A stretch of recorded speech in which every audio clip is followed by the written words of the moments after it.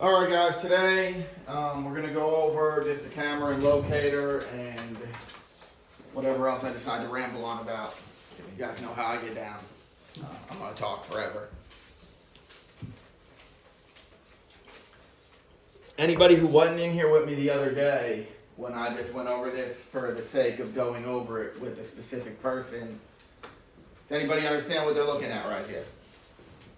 The end of the sewer camera, the pro. It is. And then what is everything else going on up there? How you identify the center of the location device where the equator is. I imagine.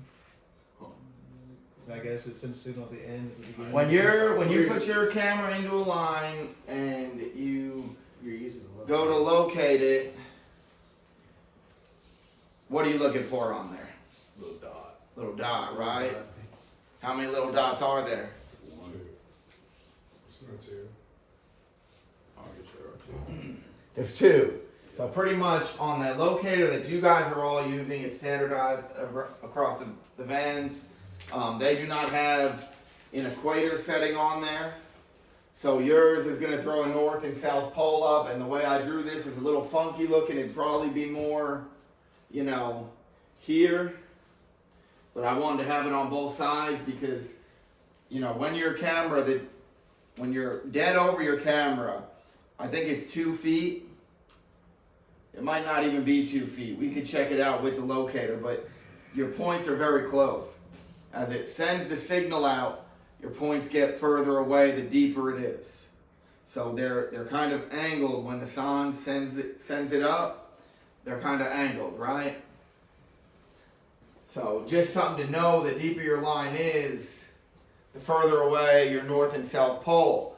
And then you'll always see a little dotted line.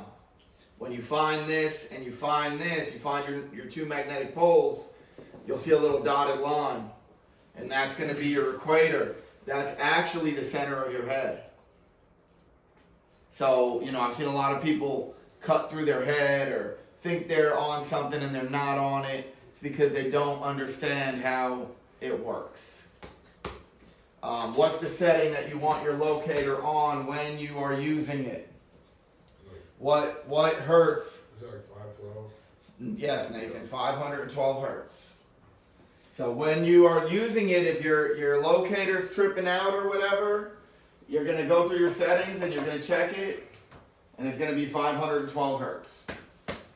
Another thing that we'll just touch really quick, maybe a lot of you guys ain't digging right now, but Jordan, you can come sit down right here if you like.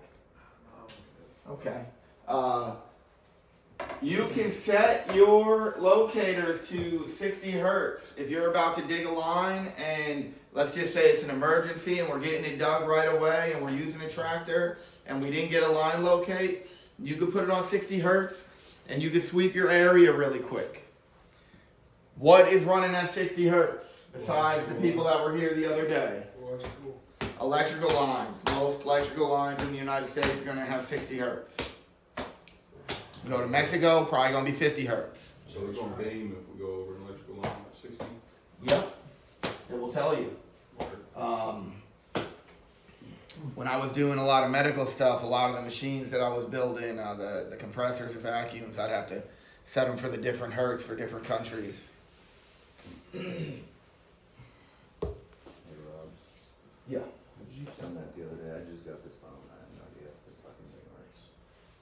You hit that paper clip. That's how you add the attachment. Okay, yeah, I got you. And you did curse, buddy? Please don't curse, especially on my video.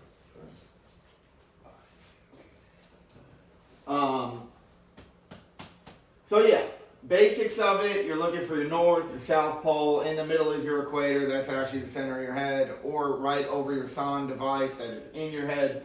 But there are times that these dots are actually a foot or two in front of your head or a foot or two behind your head. So a lot of times when you're locating these dots, you're not actually locating your head.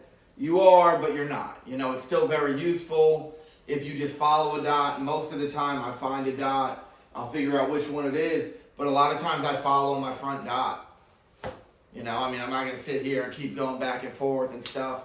But when you're actually like, okay, I got to dig this up or something, that's when you start worrying about this, right?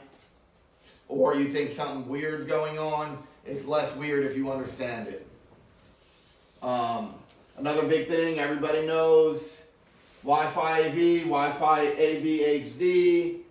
What are those? What we use to record our videos, right? When you're on there, I've had a lot of issues of people just can't get connected to the thing. The first step you want to take is you go to your Wi-Fi, in your settings, you're going to connect to the Wi-Fi that is projected from your camera. There's two different ones depending on the age of your camera. You have Wi-Fi AV, you have Wi-Fi AV HD.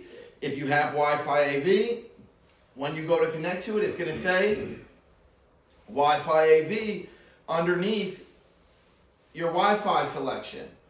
If you have Wi-Fi AV HD, it's going to say Wi-Fi AV HD underneath your Wi-Fi connection.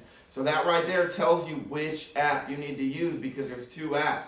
Some of you might not have Wi-Fi AV on your phone. If you are running into recording issues, you just got to make sure you get the proper app on your phone.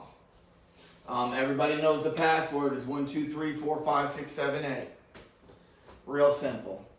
As far as talking, that's about all I got on this right now. We're going to go to the restroom. We're going to run a camera.